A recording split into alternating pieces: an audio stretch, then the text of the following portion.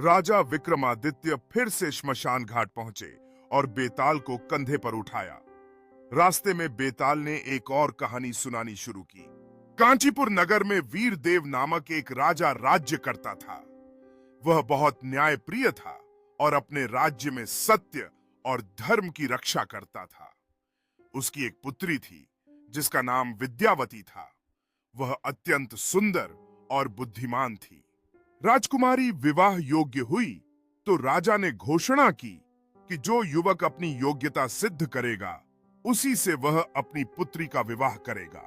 राजा की इस घोषणा से नगर में उत्साह फैल गया और युवा अपनी योग्यता दिखाने के लिए तैयार होने लगे। प्रतियोगिता में युवक अपने अपने कौशल का प्रदर्शन करने लगे और राजकुमारी विद्यावती उनकी कला को देखकर मंत्रमुग्ध हो गई। एक युवक ने अपने अद्वितीय कौशल को प्रस्तुत करने के लिए मंच पर कदम रखा, जिससे सभी दर्शक उत्सुकता से उसकी ओर देखने लगे। विद्यावती के स्वयंवर में 3 युवक आए, लेकिन ये साधारण राजकुमार नहीं थे। इनके पास असाधारण शक्तियां थीं। अशोक, वह एक महान तांत्रिक था और मृतकों को जीवित करने की शक्ति रखता था। धीरेंद्र, वह इतना तेज धावक था कि कुछ ही पलों में किसी भी स्थान तक पहुंच सकता था। चंद्र प्रकाश, वह एक कुशल शिल्पकार था जो पत्थर को भी जीवंत रूप दे सकता था। राजा इन तीनों में से सही वर चुनने के बारे में सोच ही रहा था कि अचानक एक राक्षस राजकुमारी विद्यावती को उठाकर ले गया। युवक भय और संकल्प की मिलीजुली भावनाओं के साथ खड़े हैं, जबकि उनका ध्यान राक्षस पर है। अशोक अपने हाथ उठाकर एक प्राचीन मंत्र पढ़ने लगता है। धीरेंद्र तेजी से राक्षस की ओर दौड़ता है, जबकि चंद्र प्रकाश अपने कुशल हाथों से एक हथियार बनाने की योजना बनाता है। धीरेंद्र ने अपनी तेज गति का उपयोग किया और देखते ही देखते राक्षस के गुफा तक पहुंच गया।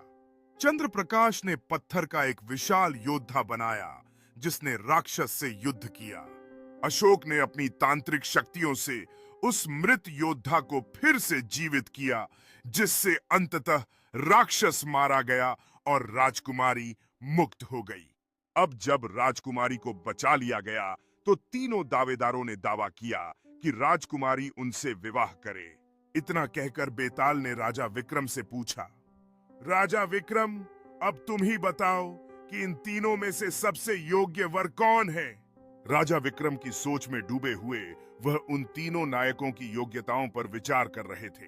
राजमहल का माहौल उत्सुकता से भरा हुआ था, क्योंकि दरबारी और रक्षकों ने राजा विक्रम के निर्णय का इंतजार किया।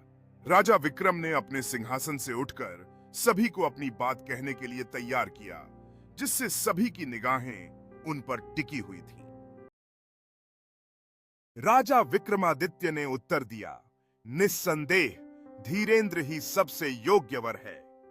अशोक ने तंत्र मंत्र से जीवन दिया। चंद्र प्रकाश ने एक पत्थर का योद्धा बनाया, लेकिन असली पराक्रम धीरेंद्र ने दिखाया, जो जान जोखिम में डालकर सबसे पहले वहां पहुंचा और राजकुमारी की रक्षा की। बेताल जोर से हंसा और बोला, तुमने सही उत्तर दे दिया, पर नियम के अनुसार मैं फिर से उड़कर पेड़ पर जा बैठूंगा। इतना कहकर बेताल फिर उड़ गया और राजा विक्रमादित्य को उसे पकड़ने के लिए दोबारा लौटना पड़ा। राजा विक्रमादित्य ने बेताल को पकड़ने के लिए जंगल के बीच में दौड़ना शुरू किया। उसकी आंखों में दृढ़ संकल्प और साहस था। बेताल पेड़ों की चोटी पर उड़ते हुए राजा विक्रमादित्य को चिढ़ाते हुए देख रहा था, जबकि राजा ने अपनी तलवार को मजबूती से पकड़ा हुआ था।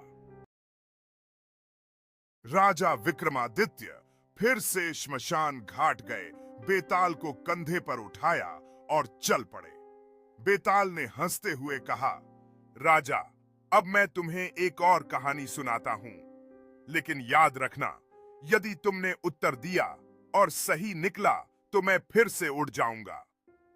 कहानी का प्रारंभ बहुत समय पहले मगध राज्य में वीरसेन नामक एक राजा शासन करता था। वह बहुत न्यायप्रिय और प्रजा का रक्षक था।